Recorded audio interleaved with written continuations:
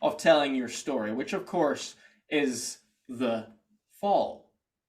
Now, we can't share an emotive story without going down into the deep emotions. They need to be there, and it's those deep emotions where we truly connect with the audience on an even deeper, more powerful level.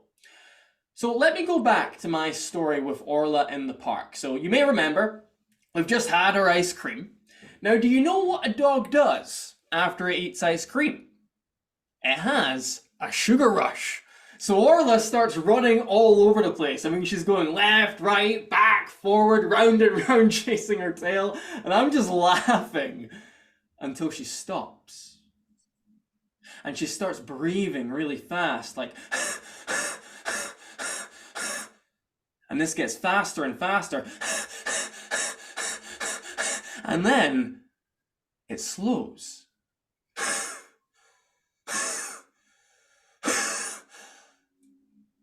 And she falls to the ground. And of course I rush over and I'm like, Orla, are you okay? But she's still. So I check her pulse. I can't find it. And so I'm really starting to panic now, so I start yelling, help, help, anyone help, but no one comes. And so I'm holding Orla in my arms, and I'm just saying to her, Orla, please wake up. Because I can't bear the thought of losing my best friend. Now I'm going to pause there. Raise your hand if you felt the fall. Oh my God. Yeah, Crash. It wasn't a nice day, Teresa. It wasn't a nice day. No, it must have been awful. I mean, really, yeah. It wasn't good. It wasn't good. But let's talk Was she about. okay? Well, we'll find out. We'll find out later on. But let's talk about the components first of all. Let's talk about the components. You know, what in that instance there created the fall for you? What stood out for you for creating that feeling? Raise your hand if you'd like to share. Nicola, I'll come to you. I mean, apart from the words in the story, it was how you told it. Mm-hmm. Your body language totally changed, you know, because I was smiling and then I found myself going, oh, okay. Yeah. And paying attention and being really kind of hanging on your every word almost. Yeah, and that's a great point, and it's something that everyone should write down. When it comes to the fall, you need to show it.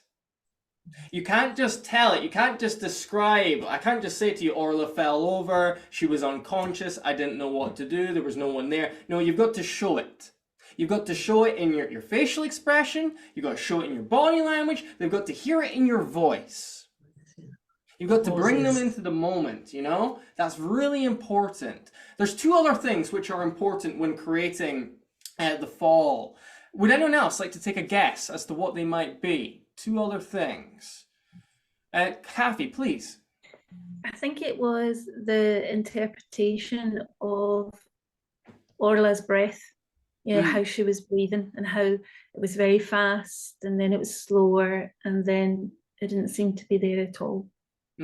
And all of the pauses in between when you were telling the story, and then the speed and pace up and down when the panic set in. Yeah, absolutely. Those things definitely added, but the key one that I loved that you said there was the pauses. Yeah. Because silence really gives the audience time to think. And if you rush through the deep emotions, the emotive part of your story, you don't give the audience time to feel what you felt. So having that silence there is critical. It really is. So if there's a really poignant moment, have a silence after it to let the audience just think about what's going on in that key moment. And the last thing which I want to point out, which also heightens the emotions immensely, and it's probably best that I go back to our little image here to show you, is that it's very important to make your fall sudden. You may notice that this fall here, it's not gradual. It's not going like that. No, it's going up from the lift and then down. Because the more sudden you make the fall, the more surprising it is and the more the emotions are heightened. You know what it's like? It's like a horror film. You know these horror films, how you get, the two main characters, maybe they're having a coffee at a coffee shop, and it's daylight and everything seems fine, and then all of a sudden, a big man comes out from behind and scares you. It's the suddenness of that makes you scream, or makes you go, ugh, or something like that. No problem, Teresa. Catch you later on. Thank you for coming along. But it's that suddenness. It's that suddenness which really grips people and changes their emotion quickly. So make sure that your fall is sudden too. We're going to go again into a breakout room, and I want you this time to focus on the fall